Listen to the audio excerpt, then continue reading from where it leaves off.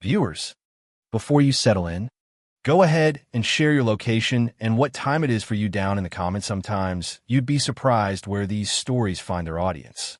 New York, Saigon, Saskatchewan, maybe even right across the street from that little diner with the sticky menus and the world's second worst coffee. Now, picture this, Evelina Vance, who's been called everything from Wall Street's Iron Lady to the world's most intimidating grandma. Steps in her old Haunta quiet bistro, so unremarkable the chef still wears Crocs to work, and the jukebox only plays songs nobody's ever heard. Every month, without fail, she dismisses her usual chauffeur, waves off the security detail, and takes a backstreet sedan to this relic of a restaurant that smells faintly of burnt toast and memories. She orders water, sometimes tea, always sits in the corner booth where the upholstery still remembers her late husband's laugh. Most people who pass her by just see a well-dressed old woman, maybe a retired lawyer or a professional crossword puzzle champion. Nobody guesses she can still move entire stock indices with a single call. But today, something's different. A waitress named Amelia, her hair pulled back, apron one coffee stain away from retirement shuffles, over to top off Evelina's glass. Her smile's tired but real, the kind you get from working too many double shifts and knowing the difference between sir and sweetie. As she leans forward, a sliver of silver glints under the fluorescent lights, just a simple necklace. Right? Wrong. This isn't a knockoff charm from a mall kiosk or a lost-and-found trinket. This is a custom-crafted locket, shaped like a five-pointed star. The kind of thing that gets historians arguing about whether Victorian jewelry had secret codes or if it was just another way to hide an emergency breath mint. For Evelina, that star is a bolt of lightning. She freezes, hand at her throat, remembering the same design one that vanished from her life 3 decades ago, along with her only daughter, Isabella. The next 5 minutes could have been a comedy sketch about mistaken identities if it weren't for the look on Evelina's face somewhere between hope and heartbreak. Like finding a winning lottery ticket that's already expired. "Where did you get that necklace?" she asks, voice trembling enough to make a nearby busboy consider calling HR. Amelia, caught off guard, explains it was her mother's, and that it's been in the family forever. That's when it hits Evelina. This isn't just some random waitress. This is her granddaughter, the living answer to 3 decades of silence and regret. Standing right there holding a coffee pot with a chip in it. Some folks at the next table probably think they're witnessing a secret menu item reveal. But anyone really paying attention would notice the tremor running through the room. Historians might argue whether destiny is real or just an excuse for weird coincidences. But right now, a billionaire is fighting back tears while a tired waitress clutches a family heirloom she never even knew was famous. There's a saying in New York that family drama finds you quicker than the subway, rat who smells your bacon. And as the car from the bistro pulls up to Evelina's mansion, Amelia finds herself and her 6-year-old son Leo whisked from paycheck to paycheck life to a world with more rooms than she has relatives. The mansion itself could be the subject of its own documentary. Marble floors, so polished you could ice skate on them. A butler named Charles who's seen more scandals than a reality TV producer. And libraries that smell like a combination of old leather, ambition, and maybe a little bit of regret. Amelia isn't sure if she should sit or stand. And Leo keeps asking if every new hallway is the way to the dragon's lair. Evelina, desperate to reclaim something she lost decades ago, starts piecing together the broken branches of her family tree.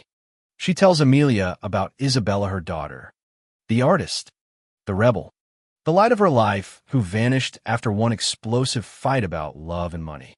While the fire crackles in the library, old photos and stories pass between them. Your mother loved painting so much, she once turned her whole bedroom wall into a mural of dogs in business suits. Evelina says, smiling in a way that makes you wonder if she ever smiles at board meetings.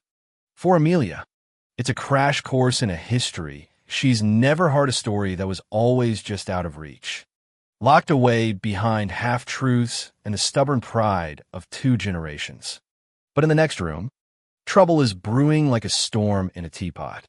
Julian, Elenina's son, and his wife Beatrice are circling like hawks. They see Amelia not as family, but as a Thredo talking risk to their inheritance and social standing. Beatrice, who can spot a counterfeit designer bag from across Fifth Avenue, doesn't buy the story for a second.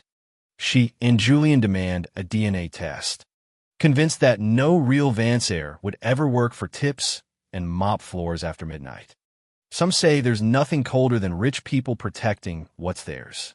Historians still debate whether old money breeds more paranoia than new money, or if that's just something the tabloids invented on a slow news day.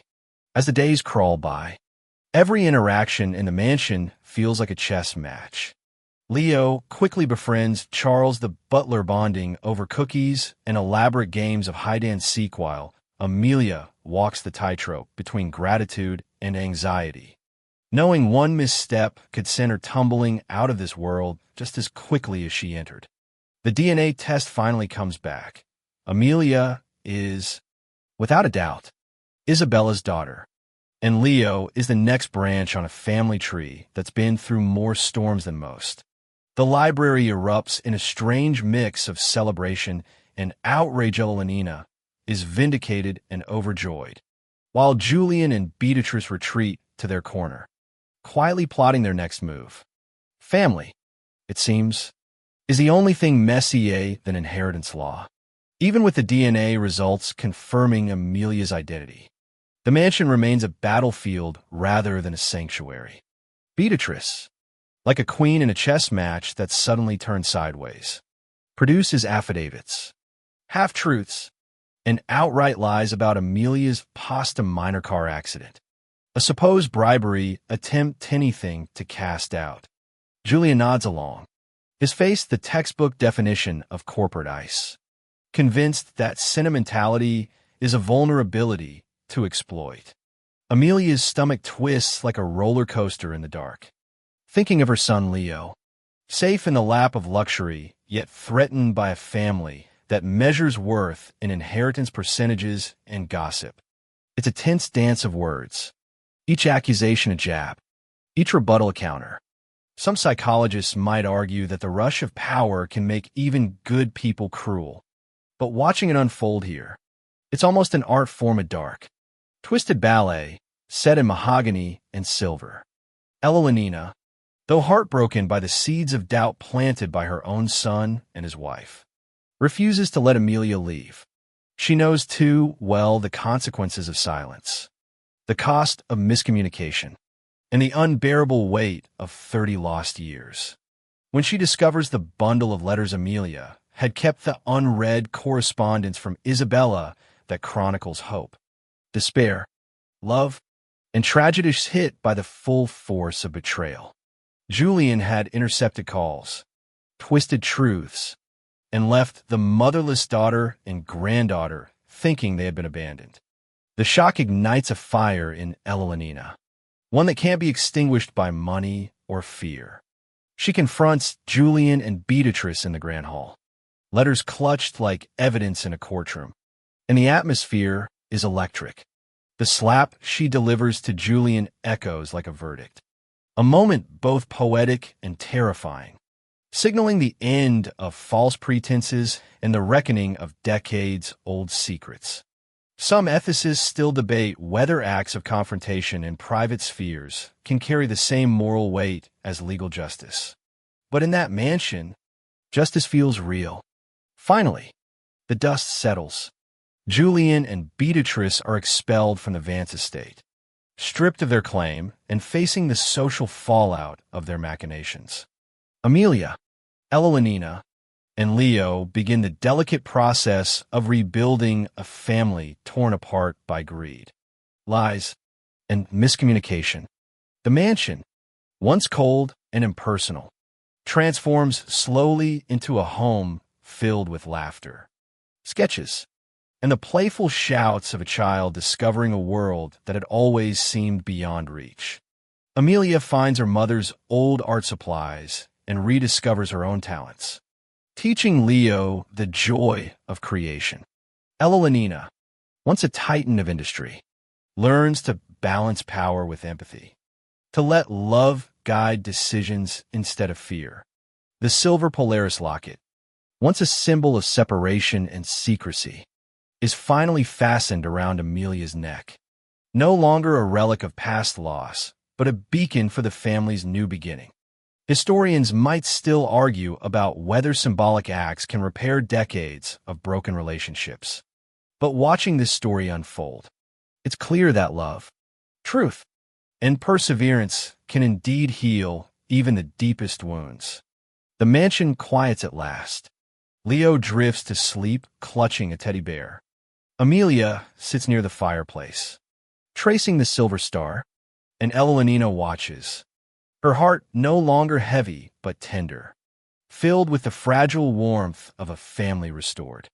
Outside, the city hums obliviously, unaware of the battles fought within these walls. Yet inside, time seems suspended, forgiving past mistakes and whispering promises of tomorrow. The ghosts of loss linger only as memories now cherished rather than feared. The heart, resilient and enduring, has reclaimed what wealth could never buy: connection, love, and the guiding light of shared history.